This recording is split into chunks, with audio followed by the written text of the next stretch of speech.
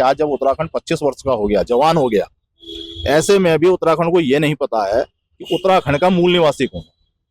आप उसके लिए लड़ रहे हैं, आप सदन में कोई एक जवाब आप नहीं दे पाए कि यहाँ का मूल निवासी कौन है, जबकि संविधान में बड़ा स्पष्ट रूप से लिखा हुआ है कि 1950 की कट ऑफ लाइन दी हुई है कि जो व्यक्ति जहां रह रहा था उस समय वो वहां का मूल निवासी माना जाए, उसमें कोई संशय नहीं होना चाहिए। लेकिन यहाँ के सरकारों की अगर मंशा वाकई में संस्कृति संरक्षण की होती तो ये लोग ने जो है सन 2012 में हाई कोर्ट ने ये कह दिया कि जिस वर्ष उत्तराखंड बना था उस समय जो यहाँ की परिधि में लोग रह रहे थे हम उसको मूल निवासी मानेंगे, जबकि सेम समय पे झारखंड और छत्तीसगढ़ भी बना और उन लोगों ने मूल निवास 1950 अपने वहां अप्लाई किया। लेकिन यहाँ के माननीय ने उस न्यायालय के उस निर्णय को कहीं चैलेंज नहीं। मेरा मानना इस तरीके से है कि उत्तराखंड दोहन के विचार से बना है, संस्कृति संरक्षण से नहीं बना है। क्योंकि अगर आपको संस्कृति संरक्षण करना होता तो आप यहाँ पर मजबूत भू कानून लाते, मजबूत आप मूल निवास लाते।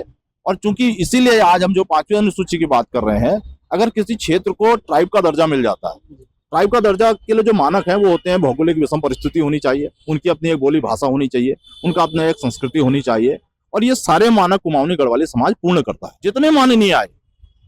और चूंकि ये सारे माननीय हमारे ही भेष में थे, हमारे कुमाऊं गढ़वाल के लोग थे और सब इस बात को जानते थे, भले ही मुन्ना सिंह चौहान हो, भले ही बॉबी पवार हो, जो खुद जौनसार क्षेत्र से आते हैं लेकिन बेरोजगारी की लड़ाई लड़ते हैं। इससे बड़ा मजाक क्या हो सकता है हमारे राज्य के लिए।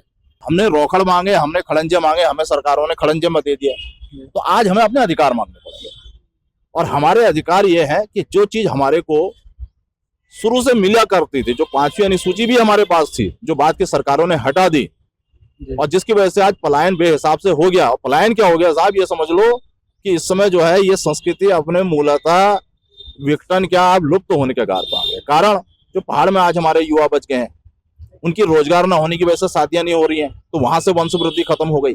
जो आज बुजुर्ग थे वो अपने स्वर्ग धाम को चले जाएंगे और हमारी जैसी पीढ़ियां जो आप 45 वर्ष की अवस्था में यहाँ पर खड़ी है, तो मैं अपने बच्चे का भविष्य पहाड़ में नहीं देख रहा हूँ, मेरा बच्चा पलायन करके नीचे चला जाएगा।